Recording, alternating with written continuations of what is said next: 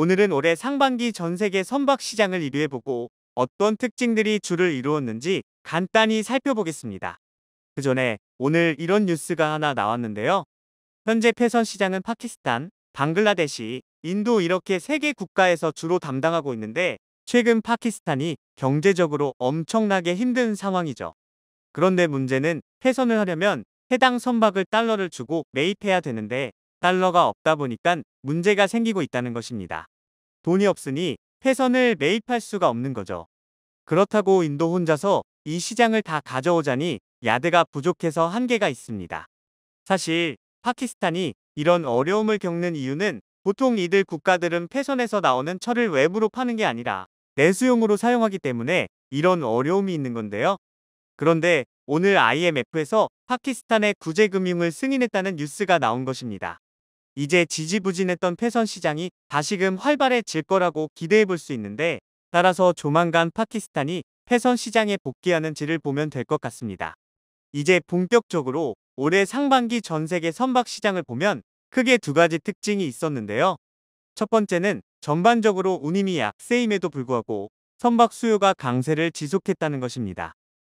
일단 올해 전 세계 발주량은 전년 동기 대비 거의 30%가 줄었음에도 불구하고 선박 건조량은 10%가 증가했는데 이 말은 조선사들이 선박을 인도한 만큼 신규 수주를 확보했기 때문입니다. 그러다 보니까 신조선가 역시 계속해서 상승을 하고 있는 것이죠. 두 번째는 친환경 선박에 대한 수요가 계속 지속되고 있다는 건데요.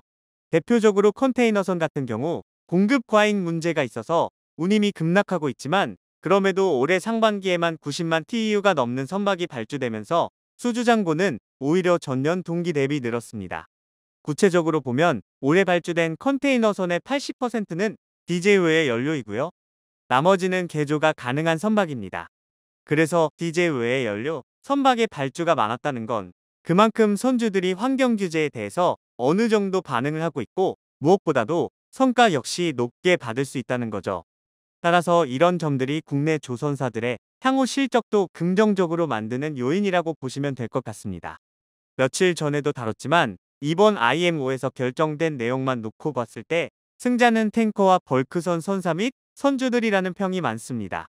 왜냐하면 이번 회의에서도 신조선 발주에 대한 명확한 답을 주지 않았기 때문에 불확실성은 더욱 악화됐기 때문인데요.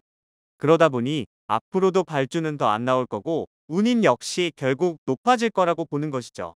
그래서 오늘은 대표적인 패선 국가인 파키스탄이 일부 회복되고 있다는 점과 상반기 시장 특징에 대해 살펴봤는데요.